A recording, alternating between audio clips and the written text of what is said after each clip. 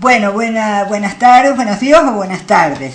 Otra vez estamos de nuevo aquí en Lente Violeta, el programa feminista de Aporrea.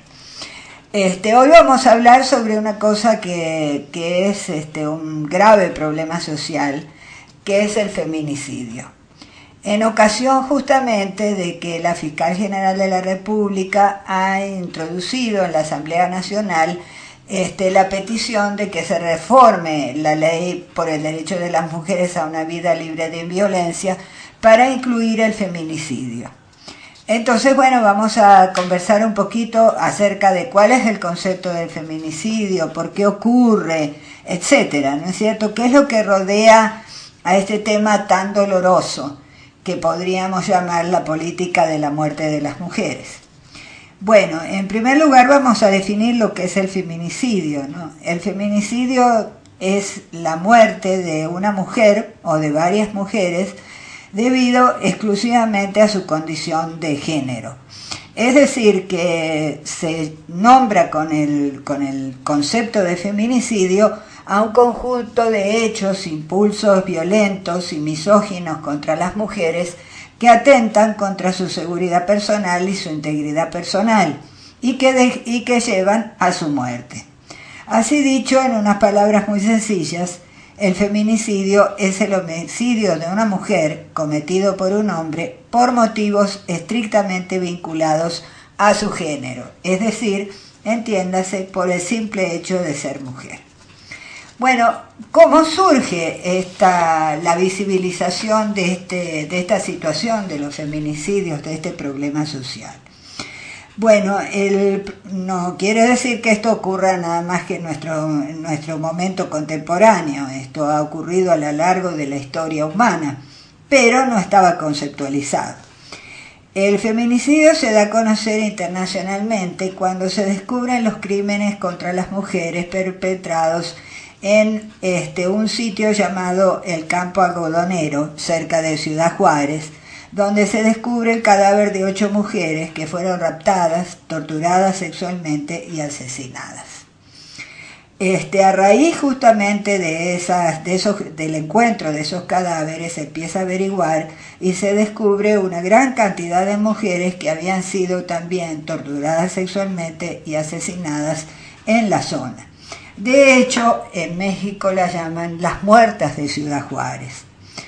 ¿Qué ocurre en Ciudad Juárez? Bueno, como nosotros sabemos, Ciudad Juárez es un lugar donde hay maquilas, donde hay mucha pobreza, donde las mujeres trabajan de manera muy masiva en unas fábricas que las explotan, que digamos no pagan derechos laborales, y donde se prefiere incluso que la mano de obra sea femenina porque se las considera baratas y dóciles. Los asesinatos de las mujeres de Ciudad Juárez tenían en común algunas cosas, ¿no es cierto? Tenían en común que las mujeres eran pobres, que las mujeres eran desechables y que además eran crímenes hechos con mucha crueldad, es decir, que había habido un abuso previo. Entonces, una de las diputadas importantes mexicanas, Marcela Lagarde, que a su vez es feminista, comenzó a hacer una investigación sobre las muertes de estas mujeres y encontró que no era un problema exclusivo de Ciudad Juárez, sino que era un problema de convivencia en general en México. Y después, como vamos a ver, también en otros países, porque entonces se empieza a mirar, se empieza a observar bien y se descubre que en muchos casos la violencia contra las mujeres termina en muerte, ¿no es cierto? Y que esos son los casos que hoy en día nosotros tipificamos como feminicidio. De hecho, Marcela Lagarde encuentra que el 65% de las mujeres, de las niñas y mujeres que habían sido asesinadas en Ciudad Juárez, habían presentado anteriormente denuncias por violencia. Y que una parte importante de ellas habían sido dadas muertes por conocidos de las víctimas, es decir, por sus parientes, por sus esposos, por sus novios, por sus ex esposos, por padres, por amistades familiares, por compañeros de trabajo. Otras habían sido víctimas de las mafias, pero no eran todas, ¿no es cierto? Entonces hay una gran pregunta que hacerse, ¿no es cierto? ¿Por qué ocurren estas muertes? ¿Por qué ocurre que una pareja íntima, que una persona que es de confianza de la víctima, la mata? ¿No es cierto? Bueno, ahí tenemos una gran pregunta, una gran reflexión que hacer.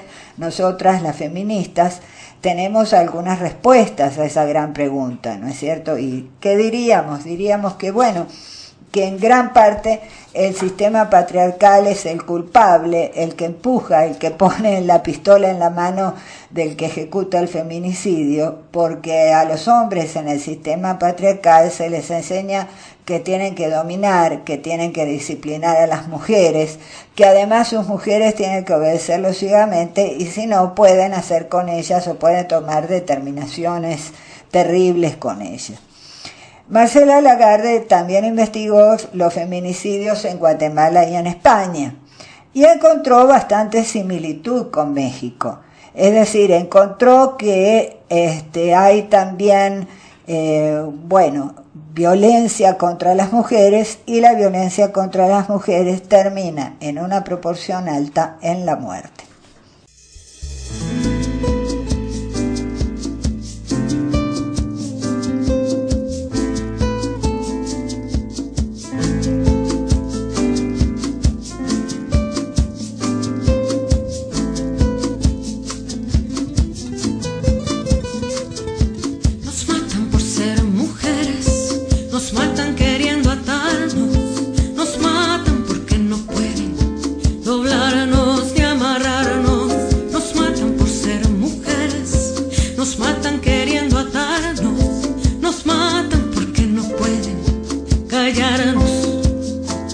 Yo la vi, iba cantando una canción cuando un hombre la mató porque decía que la amaba.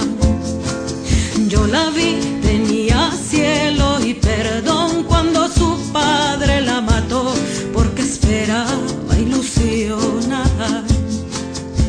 Nos matan por ser mujeres, nos matan queriendo atarnos, nos matan porque no pueden doblarnos ni amarrarnos, nos matan por ser mujeres, nos matan queriendo atarnos, nos matan porque no pueden callarnos. Yo la vi multiplicando la ración, curando y era compasión cuando una bala le hizo trampa. Yo la vi, no quiso dar más corazón, ni testamento ni canción, por eso cuelga de una rama.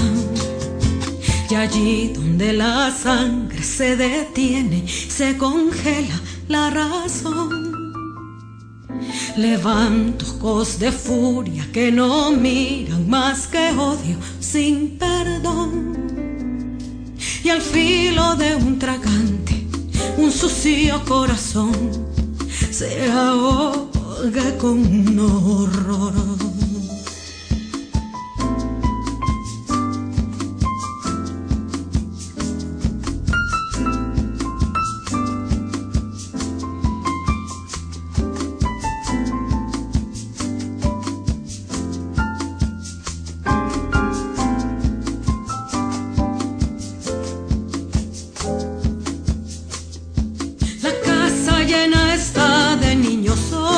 De palabras sin aliento, de vestidos sin domingos.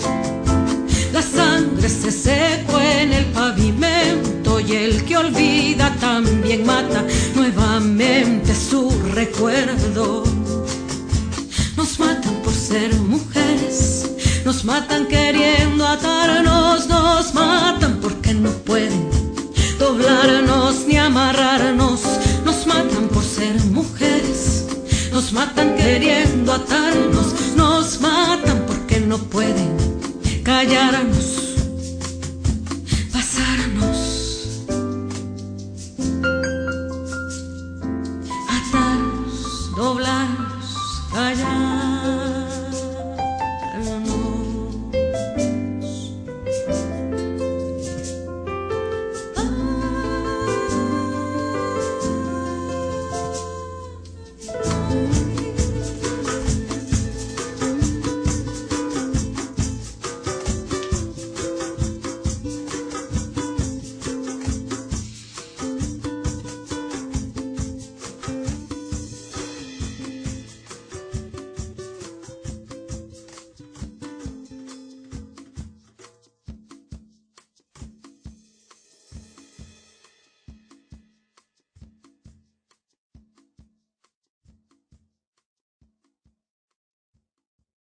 Entonces, bueno, uno pudiera sacar la conclusión, porque hasta el momento hemos mencionado los casos de Guatemala y de México, y entonces uno pudiera llegar a la conclusión que lo que ocurre es que el feminicidio es un problema de los países llamados con menos desarrollo o de los países pobres. Sin embargo, no es así, ¿no es cierto? Por ejemplo, en España hay también un número elevado de feminicidios, ¿no es cierto?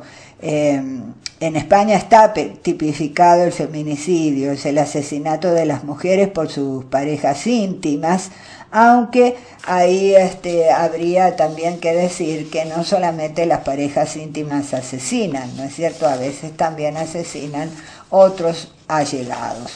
Si habláramos un poquitico de cifras, podemos, por ejemplo, señalar, según el survey de pequeñas armas realizado que hace una organización suiza en el 2012, se señalan las siguientes cantidades de feminicidio a nivel mundial. Por ejemplo, en Estados Unidos el promedio anual es de 4.695, con una tasa de 3.5 por 100.000. En México el promedio anual de feminicidios es de 6.000, con una tasa de 11.5. En El Salvador tiene una tasa de feminicidios de 12.000. En Sudáfrica, una mujer es asesinada cada 6 horas por su compañero sentimental. En la India, 22 mujeres se matan a diario a causa de su dote.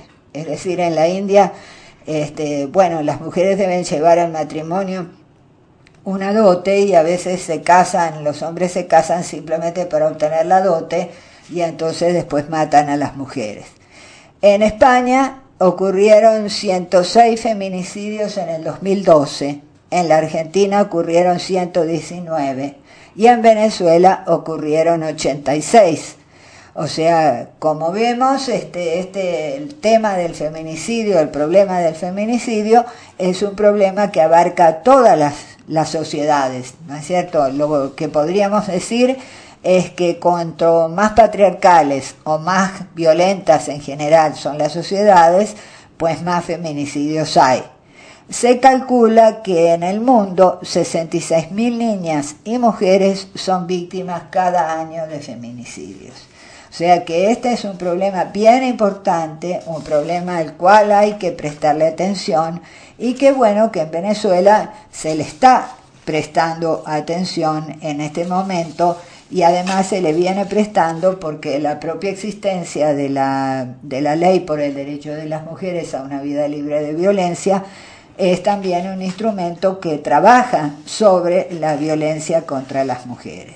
Bueno, a raíz de esta situación que podríamos llamarla de epidemia mundial, y más que de epidemia, de estructura mundial de opresión a las mujeres, bueno, en América Latina se estableció en 1993 la Convención de Belén do Pará, llamada así, Convención de Belén do Pará, porque se hizo en la población de Belén do Pará, pero es la Convención para prevenir y sancionar la violencia contra las mujeres que, que define el tema del feminicidio y que además insta a todos los países de nuestra América a generar mecanismos, leyes y otros mecanismos de prevención y de castigo de la violencia hacia la violencia contra las mujeres. A partir de ahí, en muchos países se fueron haciendo leyes, que castigan la violencia contra las mujeres y en algunos de ellos en particular se trata o se tipifica el tema del feminicidio. Por ejemplo, en América Latina hay leyes con el feminicidio, está tipificado como tipo penal, como crimen, en México, en Costa Rica, en Guatemala, en Chile, en El Salvador, en Perú, en Nicaragua y recientemente el año pasado en Bolivia también se ha tipificado como delito. En el 2009, la Corte Interamericana de Derechos Humanos estableció su sentencia del campo algodonero y definió los feminicidios como los homicidios de mujeres por razones de género, considerando que estos se dan como resultado de una situación estructural, de un fenómeno social y cultural, enraizado en las costumbres, en las mentalidades, y en esta situación de violencia están fundamentadas una cultura de violencia y discriminación basada en género. ¿Qué ocurre? Bueno, que la discriminación siempre es violencia, pero además termina siendo una violencia muy actuante en el caso del género, porque hay un gran peso de la cultura patriarcal que hace que la violencia se vea como una de las características que tiene que tener un hombre que lo llamaríamos bien macho, ¿no es cierto? Si un hombre es demasiado pacífico, podríamos decir que justamente que no es suficientemente masculino. Entonces ahí hay un problema también de la educación que se da a los jóvenes, a los muchachos, a los niños.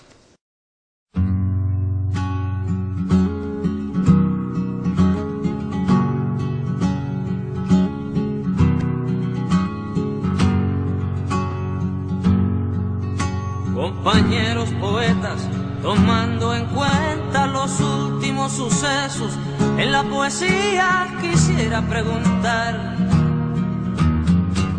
me urge, ¿qué tipo de adjetivos se deben usar para hacer el poema de un barco sin que se haga sentimental? Fuera de la vanguardia o evidente panfleto, si debo usar palabras como flota cubana de pesca y playa Girón.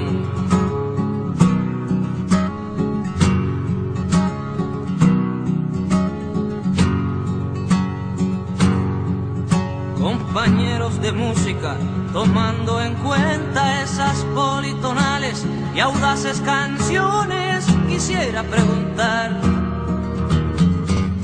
me urge, ¿qué tipo de armonía se debe usar para hacer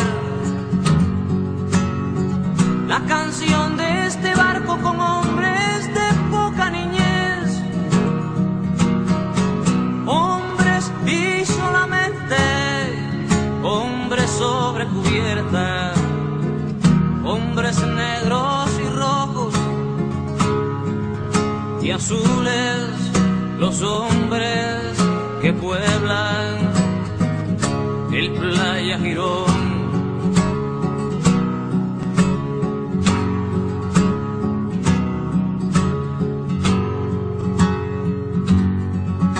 Compañeros de historia, tomando en cuenta lo implacable que debe ser la verdad, quisiera preguntar, me urge tanto que debiera decir qué fronteras debo respetar. Si alguien roba comida y después da la vida, ¿qué hacer? ¿Hasta dónde debemos practicar las verdades? ¿Hasta dónde sabemos que escriban pues la historia, su historia, los hombres del playa Girón? Que escriban pues la historia, su historia, los hombres del playa Girón.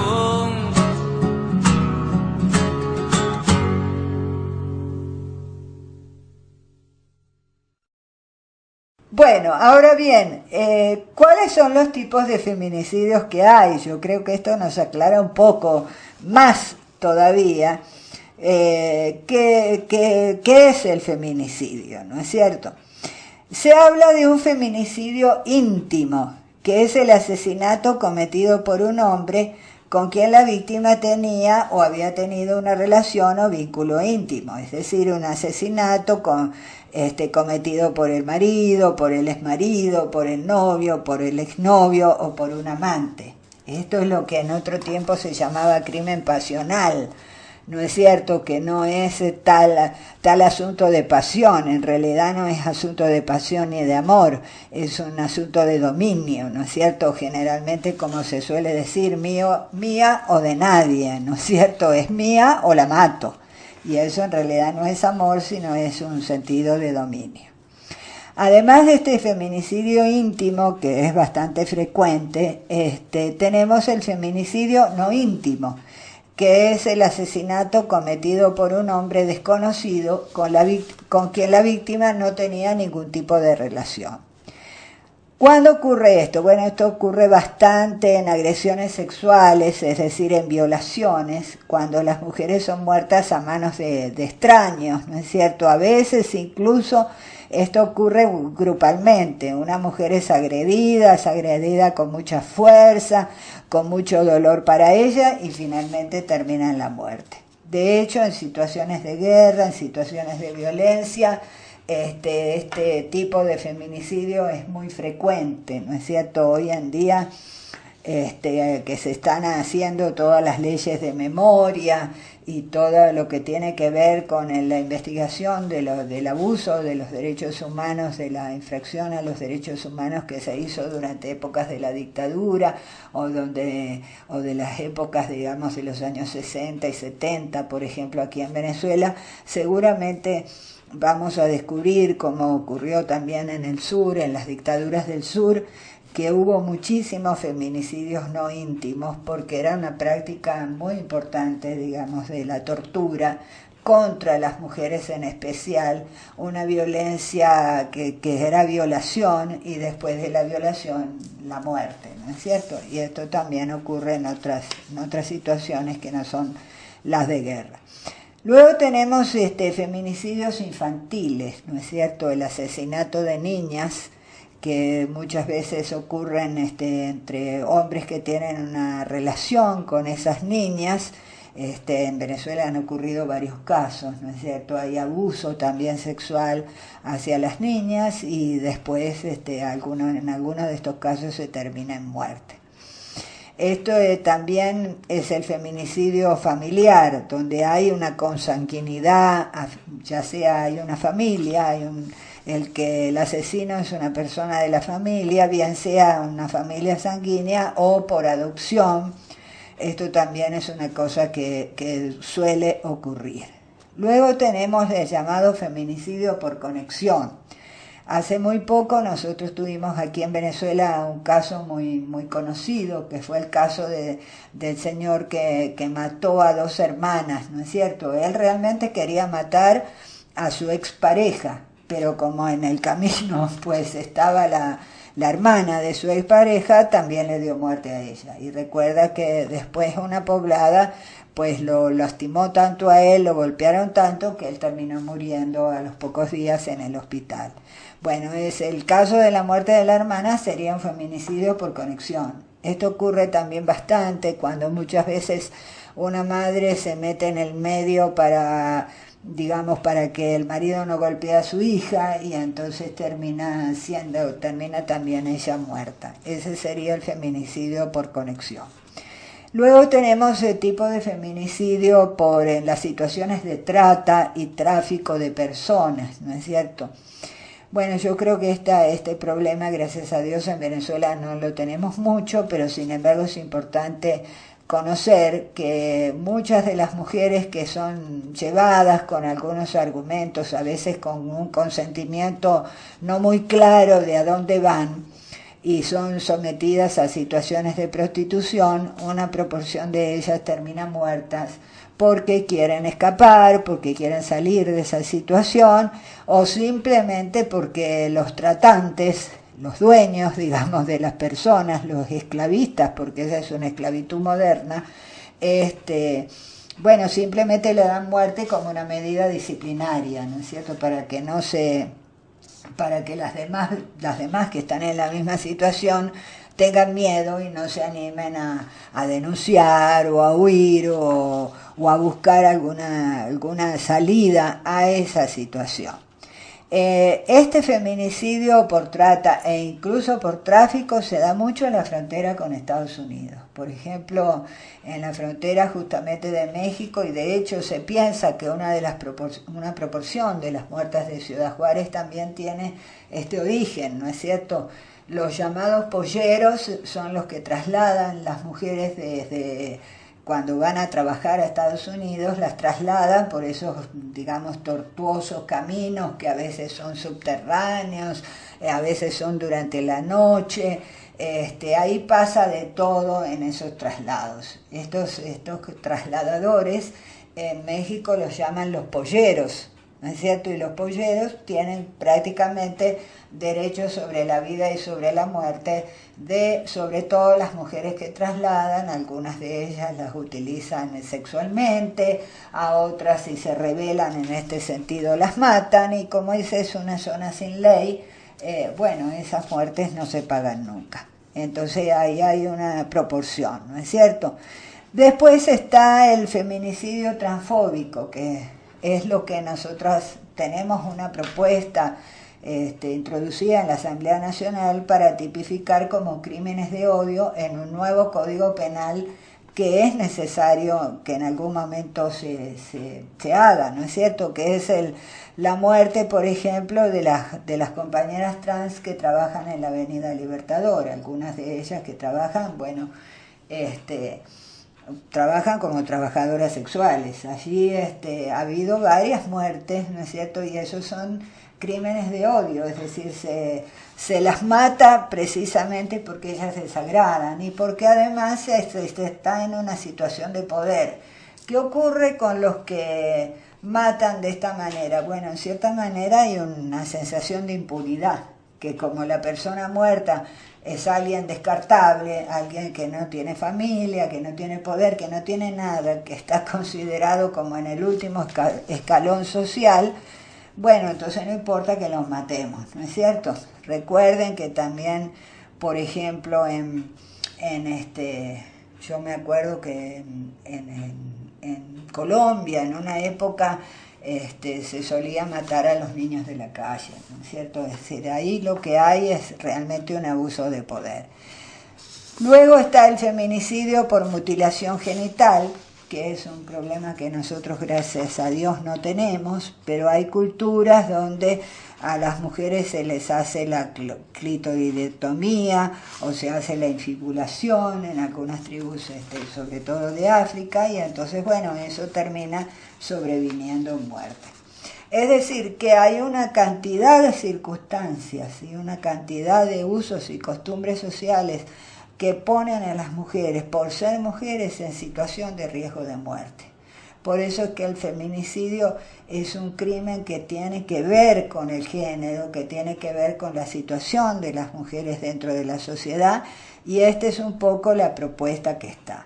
Bueno, para terminar, simplemente quería hacer referencia a la propuesta que la Fiscal General de la República introdujo. Son 2 artículos donde está tipificado el feminicidio íntimo, el feminicidio no íntimo, e incluso otra cosa, que es la instigación al suicidio, ¿no es cierto? Que a veces algunas mujeres son sometidas en su vida cotidiana, por sus parejas, por las personas con las que conviven, a una situación tal de opresión y de disgusto que terminan, digamos, buscando el suicidio como una manera de escapar, ¿no? Como la impotencia de escapar. Eso también está tipificado ahí.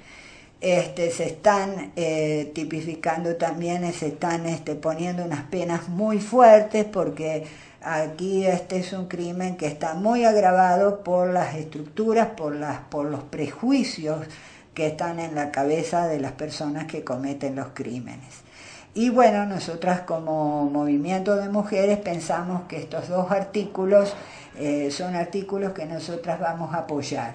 Lo único que no quisiéramos que el resto de la ley fuera modificada. Es una ley muy buena, es una ley bandera y es una ley que ha sido producto de la lucha de muchas mujeres. Por eso estamos de acuerdo con colocar esto, tipificar el feminicidio, pero quisiéramos que el resto de la ley se mantenga tal como está en este momento.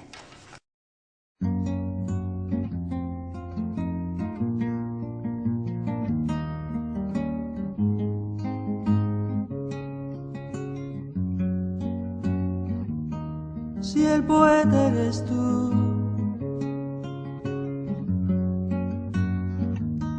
como dijo el poeta, y el que ha tumbado estrellas en 1000 noches de lluvias coloridas eres tú, que tengo yo que hablarte, comandante.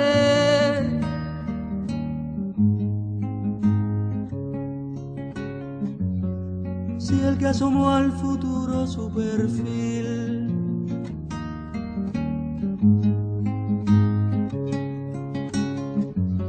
y lo estrenó con voces de fusil, fuiste tú, guerrero para siempre, tiempo eterno.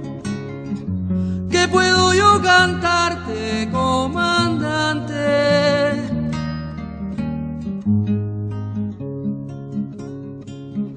En vano busco en mi guitarra tu dolor, y en mi jardín ya todo es bello, no hay temor. ¿Qué puedo yo dejarte, comandante, que no sea cambiar mi guitarra por tu suerte? O negarle una canción al sol, o morir sin amor. ¿Qué tengo yo que hablarte, comandante, si el poeta eres tú?